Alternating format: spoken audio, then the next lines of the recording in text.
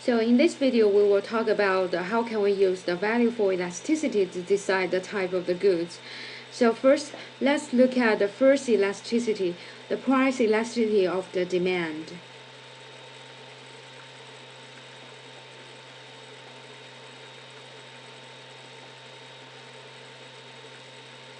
So in the previous video, I mentioned for the price elasticity of demand, we don't care about the sign of the demand. We usually get the absolute value after we finish calculating the price elasticity for demand.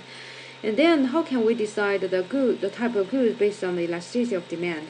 First, if we know the value for the price elasticity of demand, we can know whether the goods is necessary goods or luxury goods. So now let's look at the threshold value. So the threshold value is E equal to 1. So if the elasticity is smaller than 1, which means the price change a lot, the demand just change a little bit. So we call it necessary good, such as rice, coffee.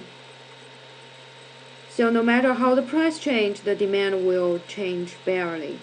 So if the elasticity larger than 1, we call it luxury goods. So such as the very expensive handbag, watch.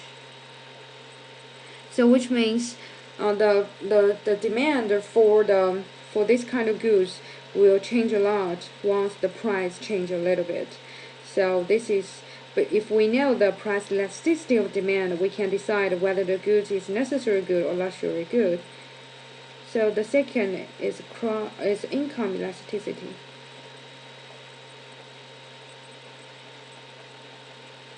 So if we know the income elasticity, we can know whether the goods is normal goods or the goods is inferior goods.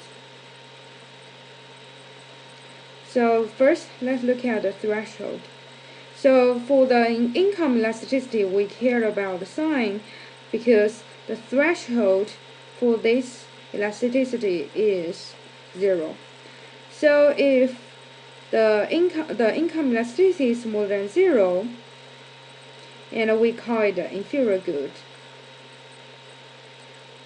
like a ramen noodle. Because as the income increase, the demand will decrease. Think about if you earn $1 per week, you probably will try to eat ramen noodle every day. Once you find a job, you got $1,000 per week, probably will choose to eat red lobster every week. So if the income elasticity is larger than 0, we call it normal good. So such as rice, clothes, so the general clothes, so they are normal goods. So the third elasticity we learned is called cross price elasticity.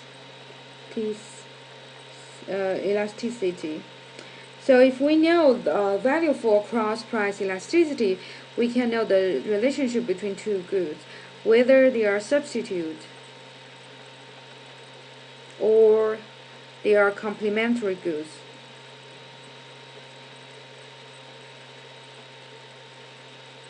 So again, for this elasticity, we care about the sign because the threshold for this elasticity is equal to 0. So if the elasticity is more than 0, we will have this kind of goods are complementary goods.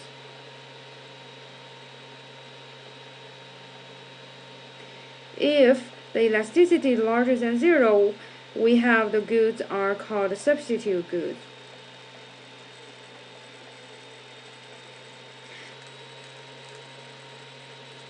So for the complementary goods, think about the iPhone case and iPhone.